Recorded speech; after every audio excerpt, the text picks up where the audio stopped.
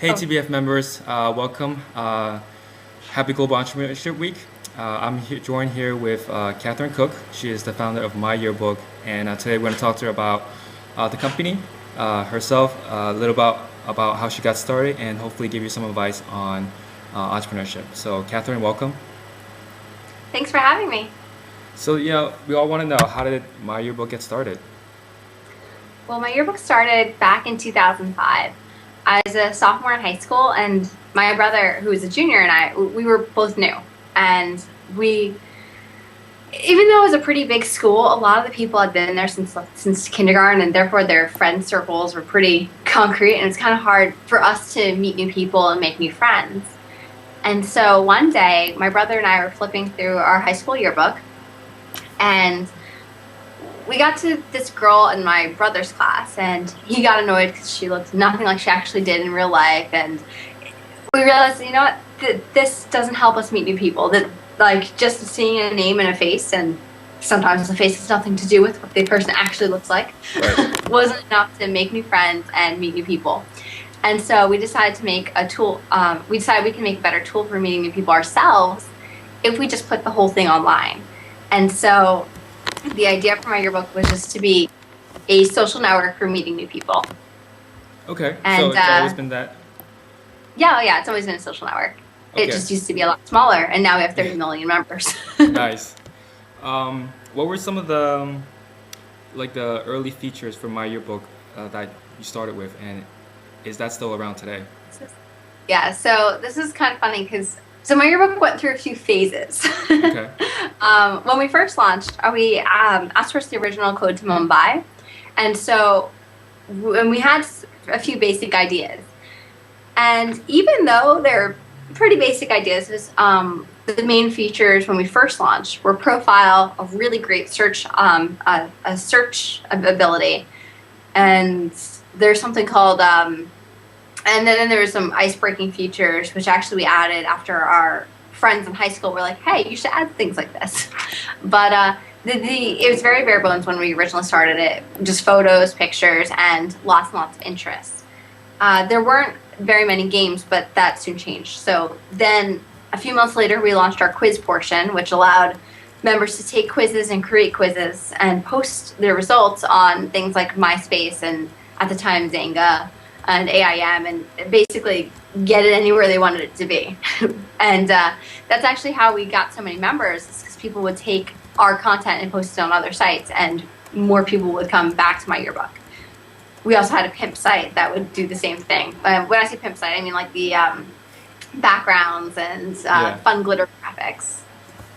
Okay, And cool. so that was the first phase. But then after a while, we got some funding, and then we were able to launch some of the features that we really wanted to, like battles, just a one-on-one image contest, owned, which allows you to buy and sell your friends' photos for lunch money, and now we have a synchronous gaming platform and are big on mobile and have a very active feed called the live feed. Okay, cool. So maybe back to the beginning, and how did you fund the idea? We were kind of lucky. My oldest brother Jeff, when he was in college, he's 11 years older than me. He started his own company and sold it for millions back in 2004. And so we were able to convince him to bankroll the idea, So which what? wasn't easy. Obviously, we had to pitch him like you would pitch anyone else, but it was nice to have someone close to us who we knew and trusted that was willing to bankroll. Okay.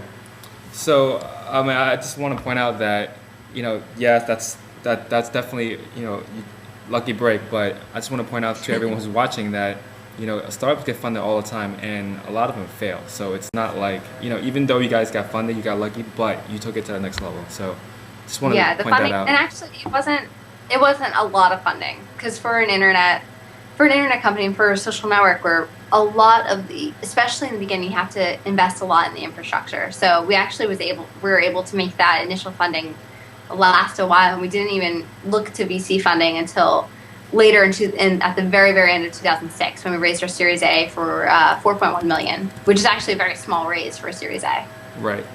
So yeah. So how far did that initial C funding take you? Like, what features were you able to build out with the initial amount? We were able to build out the, let's see, what did we have at that point? We had quiz, we had the profile, we had pimp, we had gold stars and breaking the ice features, some flirting functionality, a feature called match, which was a secret admiring function that allowed when two people secret admired each other, it would let them know, but it was in a game format, so it was a lot more fun than just going on some profile and saying secret admire. Yeah. and we still, match is still one of our most popular features.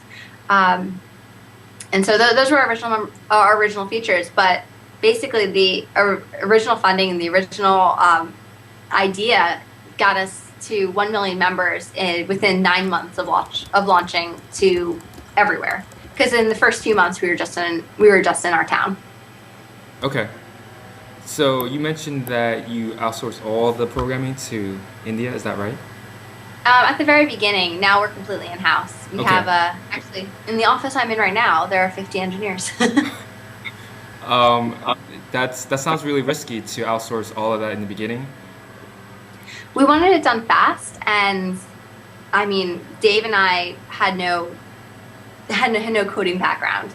So in order to teach ourselves, in order to do it, it would take months and months, and possibly years. I'm being very lenient when I say months for us Right. to be able to get the original site launched. And so when it came down to it, we wanted it done quickly, and we shopped around and looked for developers that had very good track records and very good reviews. I mean, that was one of the more helpful things, that lots of places have. Lots of people actually reviewed the developers, and we're like, okay, so it worked for them. Let's we can trust them too. Okay. Obviously, and, there were some and where did you NDAs. find and where did you find the developers? On a site similar to Elance. Okay. Okay, cool. And could you give us like a rough estimate of, how much it costs to build like a social network in the beginning? Not as much as you would think. The original development was in the tens of thousands, but it wasn't. It wasn't that bad actually. Okay. Yeah. So the original costs were actually all fairly low, and then what ended up actually obviously being the biggest expense, which is why we actually even needed to raise. One of the main reasons we needed to raise VC funding was when we had employees. We right. we opened our office in May 2006, and salaries are expensive. Right. Yes. So you were doing this while you were how old? 15, 16? Yeah, 15, and now I'm 22. So I mean, how did you balance schoolwork, high school, being a normal teenager, going out, all that kind of stuff? I like to consider myself a normal teenager, just a little geekier. But what ended up, I mean, I was up till 3 or 4 in the morning most nights working on the company, and so that definitely took a hold towards my schoolwork, because I was actually a really big nerd my freshman year of high school, was in all the honors classes and really good track, and I was working my butt off to keep up with that. And then after launching the site, I realized, school's not that hard. I didn't really have to work that hard. And so I was actually able to do decently in school while still running the company and not actually having to work at school. That's funny. So Yeah, high school's easy to try. right. And okay, so this is, I mean, well, yeah, this is a good question, because one of the members asked this, like, were you focused more on the company and try to just, do whatever you can to get by in school? Oh yeah, I was focused completely on the company. Okay. And so, and then once you got into college, did that change, or was it more like the same? It stayed the same, but what made it easier when I got to college is that my oldest brother stepped in as CEO, so I could go to college. Okay. And so I was still working 50, 60-hour weeks, but obviously I went to Georgetown and didn't go to like a easy school. Right. And so it was definitely difficult doing both. And what actually made it really hard my freshman year was you want to focus a little bit on school, you have to focus on the company. So what has to go away is any form of a social life. And so it was a little hard for me to make friends at the beginning, because obviously I wasn't going to any parties or going out in public. So it was So like I had one close friend for freshman, sophomore year, and then somehow I made more friends junior, senior year, but I was happy with the situation. But that, I guess I would say, like, so because something does have to give when you're focusing on company, you're focusing on school. So what it ended up giving for me was the social life, but I'm kind of a geek anyway. I mean, at what point did people at Georgetown realize, wait, this is the girl who started My Yearbook and she's in our school? Well, it's actually kind of funny because I was actually in the Hoya, which is our newspaper, the first week of school. So they knew within the first week, but no one knew it was actually me. So like even though there was a photo in the article and it was pretty well read, because I didn't really talk about it, and I don't really know why I didn't talk about it. I think part of it was just in general, when especially I feel for girls, you don't want to like. I felt like I would be bragging to mention it, and so I didn't exactly own my success. I kind of kept it as kind of a secret double life. But then then it started getting out very. So that was my first thing. So that lasted me through like September of the first semester. And then in October, I was invited to speak at a conference that Colin Powell was also out at, and it's a big conference in Seoul, South Korea, at the World Knowledge Forum. And so, but the conference fell right over my first midterm. And so, and this was in the class where it was a very serious professor. He called everyone by their last name. So I was Miss Cook the entire time. And he said on the first day, if you are going to miss the final, or midterm rather, if you can't be there on that day, then you should drop the course out because you're going to fail the midterm. Like, because he wasn't going to allow any makeups. So I went up to him in class. So I need to make up the midterm. And I explained my special situation, and he was totally fine with it. He was like, okay, come back, make it up. That's amazing. And I feel like letting my professors know and letting them know what other responsibilities I had really aided in me being able to have a lot easier time in school, just because my professors were very lenient. I was able to make up a few more midterms, multiple papers, and it was nice knowing that Georgetown was a very, very supportive to entrepreneurs and very, very helpful for me, and just not getting in the way. So why did you decide to go to college? Because a lot of young entrepreneurs, when they have a company going, especially at the point that My Yearbook was, they just skip school altogether and just focus on a company. What was college going to do for you? Well, what did it do for you now? The main reason I went to college was it's hard to going to college is generally a good idea. A lot of people do it for a reason. And 98% of my high school graduating class went to a 4-year school. And so there's a lot of pressure just to go in general. But then what made me especially want to go was that My Yearbook didn't have any revenue at that point. So when you're not making any money, going to school seems like a good idea. And I figured I could do both, especially with having a great team here in New Hope, Pennsylvania, with my brother as CEO, and my other brother had also gone to college. So I could see that he was a year older than me, so I could see that it was working for him, and I knew it could work for me. Okay, great. So at what point did you realize, okay, My Yearbook this could be a big one right here?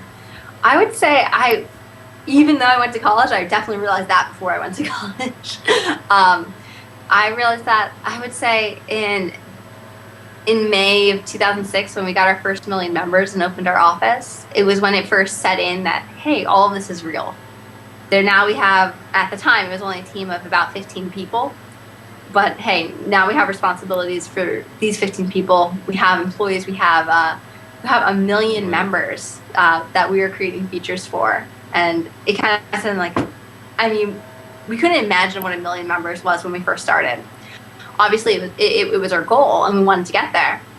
But we had even started fake press releases when we first got started, just because we thought 1 million was just such a huge number. So one of our fake press releases is something like, My Yearbook gets 1 million members and takes over the world. So all in jest, and then we weren't expecting it to happen within 9 months of opening up to all schools, or up to the entire U.S. Wait, can you can you go back Sorry. to the fake press releases? I don't understand that. Oh, Or well, when we first launched, we had a press page on the site, but yeah. since we just launched, we obviously didn't have any press, so we created our own. One was so like I said, one was My Yearbook gets 1 million members, takes over the world. Another one was a really sci-fi esque description of how we founded the site. It involved velociraptors and aliens, and it was crazy. Um, and what was another one? Another one was a play on our battles feature, which actually we released at the same time that we. Oh, actually, no. It was a play on what became our battles feature, but at the time, it was just Okay. superlatives. Yeah. And So where did the press releases go out to? Like, PR web, or did you? no, they just sat Was on it our just? website. It was Okay. basically it was basically our company blog for the first 3 months. It was just to put out fake press releases and things like that. It was Okay. just That's silly. really interesting. Okay. We just I've wanted to never have heard fun that with one it. before.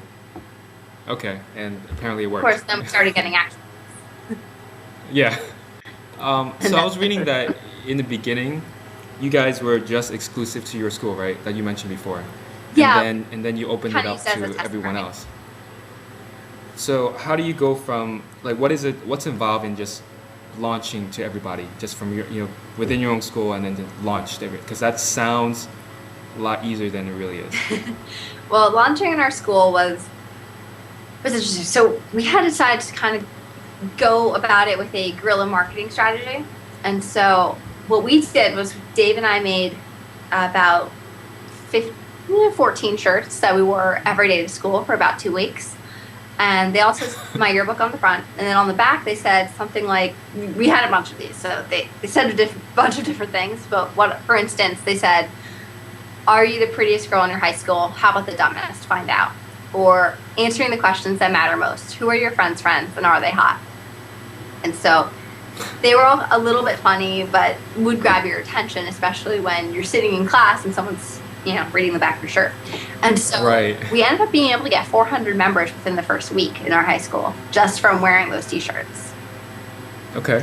That's And really cool. we were happy with that, and obviously there's lots of word of mouth as well. It really there's a lot of buzz about My Yearbook in the first few months in our school, and so lots of people were talking about it. Lots of people were logging in and signing up, and of course, since the site was so small, Dave and I were able to just go home after school and be like, "Oh, who signed up today?" Obviously, I can't do that anymore, but that would be a lot more people, and because now we sign up around we sign up more than 20,000 people a day. More than 25,000. We sign up a lot of people per day. So That's crazy. and so And but at the time it was like, oh, we got 30 new people. Let's go see all of them. And right. and so, but we wanted it to keep it small in the first part of the school because we wanted it to be a test market. We wanted to see what people thought. So we were purposely not trying to get the word out past our town. It also was in our old town a little bit, just because we ended up telling some friends over there, and they told their friends, and so we were kind of in 2 schools. But the main one was just, but the second school didn't happen for until that summer, and then after that happened, we're like, oh, we should probably stop limiting this, and we had already engineered virality such that we would be able to send our features to other sites in order to get or send our content so that other people could click through and come back to My Yearbook. But what we also did in the first months was we offered free t-shirts for anyone that signed up or that referred 5 friends, and that those 5 friends signed up via email. And so that brought in quite a bunch of members. We did that actually for about a year. No, maybe 2 years, because then we switched free t-shirts out for lunch money. Yeah. Which was obviously cheaper on our end to do lunch money instead of free t-shirts. Okay. So yeah, I mean that's a great segue into the lunch money. So that was more of like My Yearbook in the early years, and then sort of like in your growth period, like lunch money. What is that all about? So lunch money started as an engagement feature, and what's cool about it is that it's like our members love it. We have a very, very vibrant virtual economy, and we like I said, we started as an engagement feature. There are a few things we wanted to launch that would just be more fun with lunch money. So, for instance, one of the main things was phones, which was, like I said, you buy and sell your friends' photos, and the goal is to make the most lunch money. So the point is to buy low, sell high. Right. And so we obviously couldn't do that without a virtual currency. So we launched the virtual currency, and people could use it for that at first. Then they could also wager in battles. And then we launched the third major feature, or third major lunch money sync, that was donate to causes. So our members could buy, for instance, a grain of rice with their lunch money, and we would translate their lunch money purchase into real world dollars and donate on their behalf to the charity in real US dollars. And so there were a few ways that they could sync it, and they got very, very involved with it. And then after about a year, they started wanting to purchase it. And so, of course, we allowed them to. We started allowing people to buy lunch money, buy like 1 million lunch money, 5 million lunch money, 10 million lunch money, or to be in a VIP subscription service where they would get a monthly allotment of lunch money along with a few other extra features. And what's great about the virtual currency is, first of all, it's about 20% of our revenue now, but we can see it becoming, we can see virtual currency becoming a larger chunk of our revenue as the days go on. But what's great about lunch money is that it allows us to monetize our audience without the use of credit cards. And so what I mean by this is, so members can earn lunch money in two different ways. About half of them earn it through, or about half of the lunch money earned per day comes from engagement. So logging in every day and things like that. The other half we actually monetize. So that's where you can purchase it and get the VIP subscription product. But and then the other half of that is from branded offers. So our members can complete a branded offer, which would mean, for instance, watching a trailer or video on social theater, and then they get some lunch money. And so 35% of our monthly active users complete an average of 5 offers per month. So that monetizes them without the use of credit cards and continues to make them want to use the lunch money. And so our goal is to have them sync more lunch money because it drives both engagement and monetization. Okay, so but all of that came from just you guys wanted to just do something to increase user engagement, right? Oh, yeah. And then all of this slowly came about. Yeah, monetization came later. Our first goals in the beginning were always to get more members and to get more engagement. And that's still a huge goal now, but now obviously you have to focus on monetization as well. Okay. So can you give us some stats on the user engagement? How amount of time someone spends on the site? Yeah, well, for instance, we get 34% of our daily active users 34% of our monthly active users log in daily, which is very good for retention rates. We have about 33 million members. What's interesting, actually, is that our mobile members use the site differently than our web users. So what's cool about that? So about 47% of our daily visits come from mobile. And the beginning of 2010, that was only 2%. So it's skyrocketed. It's like our Android users are amazing. And so what's interesting is that even though our mobile users on both Android, iPhone, and mobile web, even though they visit, video stops. Oh, no, there it is. Even though they visit the site for shorter periods of time, they end up visiting more time. So they actually spend more time on the site compared to on the web. So what that means is that we have our Android and iPhone users visit for sure. So it results in more daily time spent per user than on the web. In fact, over 20 years' worth of minutes is on Android every day alone. So Whoa, okay. Yeah, so it's incredibly, mobile has taken off, and obviously web, our members have very great retention, have very great engagement, but it's impressive coming from. It's impressive seeing how, even though mobile is very new for us, seeing how it's taken off. So that, are you guys going to plan to do more mobile base Oh yeah, we in the future? recently. Actually, this is what I basically did my senior year of college. I sourced and led the acquisition of 5 different Android applications to make up our some of our mobile games, and so actually, sorry, I should have said 5. 4 Android applications and one and a synchronous gaming platform called Flock Engine that will be able to be used cross-platform, so our mobile users can enrich our web users' experience and vice versa, and they can play games against each other. Synchronous gaming is actually one of our main ways of having our members meet. We think that there's something serendipitous about starting to play a game with someone and making a friend with them through the game. Okay. That's more special than trying to link them on something else.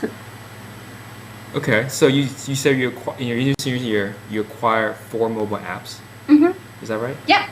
And were those all games, or were they more infrastructure based? 4 were games, and and then the one thing was a platform for synchronous gaming Okay. Cool. Great. on mobile. We already have a synchronous gaming platform on web called Live. Okay. Okay. So back to mobile. Mm-hmm. I was reading that one of your partners was Zong, which is a mobile payment provider. Mm-hmm. When did you decide to partner with that company, and why? We just try to give our members more and more options for how they're going to pay, and try to stay with like that. What it actually comes down to, though, is that it's actually pretty hard to monetize members through mobile. And Okay. in fact, our mobile members are worth only about 15% of a web user. When the reason this is because when it comes down to it, people are spending, or advertisers are spending on mobile the same way they were spending on web in 1997. So it's just not there yet. It's very, very low. I see. Especially Okay. considering the time spent on mobile. And Right. I was just gonna say. Mhm. And so the main thing is that we're focusing on, well, actually I should say, especially in iOS, the main way of making money through mobile games is through paid apps and the freemium model, which actually the freemium model is the bigger one. They make more money through that. And so in-app purchases are huge, and that's kind of where I think mobile's going with it. And so, sorry. Oh yes, sorry, I lost my train of thought.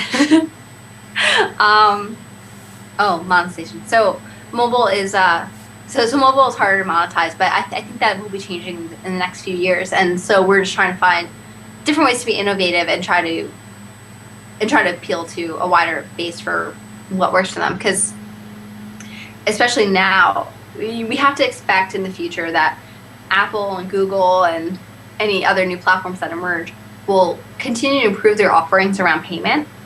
For instance, Android, obviously you don't have to, well, maybe not, so obviously you don't have to enter your credit card information upon registering the phone or anything. On Apple, pretty much anyone that you have to have an iTunes account, which pretty much means that you have a credit card on file. So it's very easy to do one-touch billing. But even that isn't enough for, especially internationally, where a lot of people don't have credit cards. So there's a lot of room for improvement there. And also, just obviously, ad spend will increase. Right, yeah. Will do well, because even though you have in-app purchases, you have paid apps, so only about 3% of people pay anyway. And so there have to be new ways to monetize the other 97%. So we're moving one of our features, social theater, to mobile in 2012. And so that's actually the branded offers that our members do on the web all the time. And so that's one of the ways that we see mobile monetization increasing, as well as incentivized video ads and things like that. Okay. Because obviously you can't incentivize app installs on iOS. Right. So what is social theater? Is that something that was built in-house? Yeah, and it's we have a pretty big ad sales team, about 25 people, and so social theater lets our members watch a trailer or video and get lunch money for doing that. Okay, cool. Um, a couple of questions come to mind when, we're talking about monetization. In the beginning, was there a point where you said, okay, we're gonna try this, and did you guys have like a breaking point, sort of like where you said, okay, we're gonna try this for 9 months or a year, and if it doesn't work out, we're gonna stop? And what did that look like? Our goal for monetization, our goal was to get 1 million members before we even thought about it. Okay. And once we had 1 million members, that's when we said, hey, we should hire someone in ad sales and try to break into that market a lot more than and try to break into monetization a lot more than we were trying to do. And so the idea was just after the first 1 million members, that's when we're going to start pushing for that. Got it. So in the beginning, all purely just focused on building community, and then you bought someone to bring sales, ad sales. Was that just banner ads in the beginning?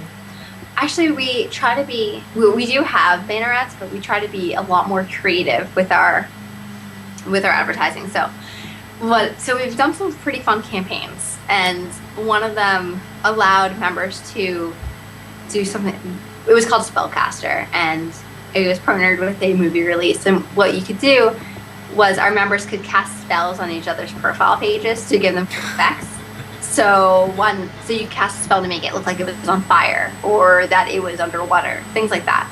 And so we try to mix it up a bit. We have featured gifts, and we also have homepage takeovers with big brands that go beyond just having a banner ad. Okay, yeah, that sounds really just very innovative. And we try to make our ads fun in some of the cases. Video contests, things like that. Feature premium video gifts. Yeah. Okay. And another question that comes to mind is, my yearbook is mostly teens, majority of teens, right? Majority is 13 to 24. Yeah. Right. And so the question that comes to mind is, how are you guys able to get teens to pay? Because the stereotype is that teens don't have money or credit cards. Well, credit cards, yeah. Well, actually, that's why we're such big believers in social theater, because it monetizes our members without the use of credit cards. That's why we push that, especially with our young audience. That's kind of why we're like, we need to find a different way that works, because teens don't. A lot of teens don't have credit cards. We also allow members to buy gift cards. We have them in some Target stores, some 7-Eleven stores, and so people can buy gift cards for their lunch money if they wanted it. But obviously, if you go onto MyYearBook, you can see that you can earn lots of lunch money just by playing games and using the site a lot. Right. Okay. Cool. All right. So that was more of like the growth period, and now I just want to go into more, about MyYearBook now. Recently, maybe what's coming ahead. Okay. The idea for MyYearBook, right? The mission has it changed at all? Has it always been the same? We've always been about meeting new people, and so that stayed the same. But what has changed is the platforms available us to make meeting new people fun and make it easy. And so, like I said, mobile has been a huge new area for us, and a huge exciting new area for us. And so that's become one of the main focuses. Whereas before, back in 2007, not enough people, especially not enough people in our demo, had smartphones, so it wasn't available. But now with the App Store and the Android market, we're able to push a lot more onto mobile. So that allows us to have more tools at our disposal to make meeting new people fun. So, because when you have someone on a mobile device, you know where they are, and a lot of our a lot of our feed is based on people near you, and so that added functionality is wonderful for making live feed a success. Okay. You mentioned about the lunch money. So, I was going to ask, what were some aha moments? It sounds like the lunch money was one of those aha moments. Were there any other ones? One of them was our live platform, which combines video chat with synchronous gaming, and that's just fun. And because we realized that seeing who you play just makes the games not only more fun, but also makes the connection between the two people, even though they could chat with each other before, just actually seeing them makes the connection that much stronger that you can actually build real friendships that will last years. Cool, cool. All right. Um, of course, MyYearBook recently was acquired by K-Pasa. Now, I was reading it about the acquisition, and it says the revenue from K-Pasa is only a quarter of MyYearBook. And so the question is, how can a site that where the revenue is a quarter of the size of MyYearBook acquire MyYearBook? Well, they raised the funding. They're publicly traded. Okay. They were worth quite a bit, and not only that, but we're able to monetize their members at MyYearBook pretty well. We are leaders in monetization with $1 average revenue per user per month, and so the two companies coming together, they have a lot of things that we don't have. Like, for instance, they're able to get a lot of new members very quickly. Their members sign up significantly faster than our members, but we're able to monetize the members better. So they have a larger audience, and what ends up happening is one of the reasons we did the deal was not only do they have so not only would it double our membership base, but it also tripled our addressable market. So in the US, there's only about 50 million people between the ages of 13 and 24.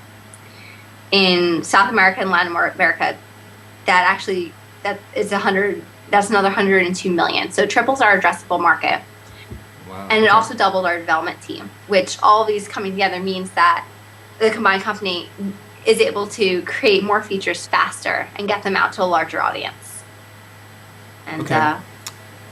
Were you guys always looking to exit out through acquisition? Like, how did you know this was the right time? we felt it was the right time because we were thinking about it for a while. Obviously, it's a very big decision, and but before it even came out, one of the reasons that we felt this was the right deal for us was because we think that there's going to be a billion-dollar brand around meeting new people, but it's going to be a global brand. And MyYearBook is 90% US. So in order to actually have a global footprint, we needed a company that is currently already doing very well in South America and very well in, as well in Mexico. And we wanted to combine and actually have that global footprint, so we'd have the chance to compete on a global scale. Okay, so you said $1 billion market you said market or brand? We think there will be a billion-dollar brand around meeting new people. Okay, So you're talking about MyYearBook and K-Pasa together, right?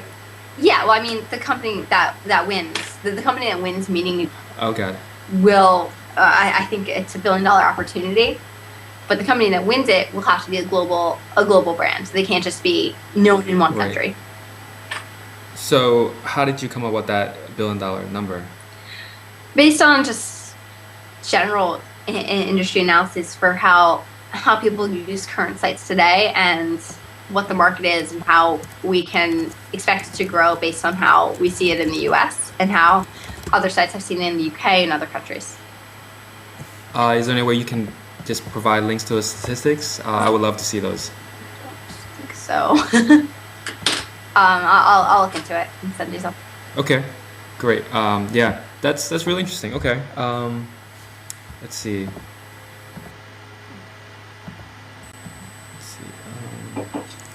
So yeah, I mean, this couple of minutes on this. What do you think about the mobile? Because obviously, it's huge. What do you see it in about 5 years?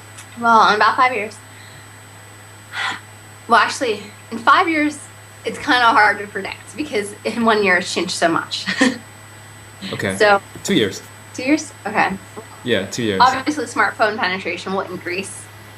The Facebook, MyYearBook, all these sites will be primarily mobile. More than 50% Primarily is coming mobile. from mobile for all of these. and probably more like 75%. Hmm. Mobile monetization is going to improve on all fronts. You're going to have one-click purchases, and it's going to start looking like it should. People are going to realize the opportunity of advertising on mobile and being on mobile. And also members or consumers in general are going to expect everything to be available on mobile. Because if it's not, basically you have to be mobile or you're going to be irrelevant. No one's going to care if they can't reach you anytime, anywhere. I also expect new platforms to emerge, and for new and for handset carriers to partner with, or for handset makers to partner with carriers and gaming developers in order to make the transition smoother for payment and things like that. So basically, mobile's the future, and growth there is going to be enormous, and the infrastructure is going to actually be able to keep up with it. Okay, so let's say someone was starting a website, or we won't call it a website, we call it a property, an asset, or an app, right? Should they build a website, or should they just go straight to an app? It depends on their company, but I would say that they should start building that app. I mean, obviously, it definitely depends what they're doing, but when it comes down to it, they're going to have to be on mobile anyway if they want to matter in the future. So you should start early. You should assume that you're going to be on mobile and take the steps necessary to be there. Okay, interesting. All right. So I mean, now, like, are you a normal adult? Do you do normal adult things, or are you, still in this, CEO phase and company building phase? I like to think I'm normal. Obviously, I don't have very much time, but I'm pretty normal. I'm running in a half marathon on Sunday, so I like to exercise. I read a lot. I love the TV show House. I'm pretty typical. I just have a pretty sweet job. Yeah, yeah. And so you're CEO, or are you a different role? My role is officially founder and VP of brand strategy. Okay, great.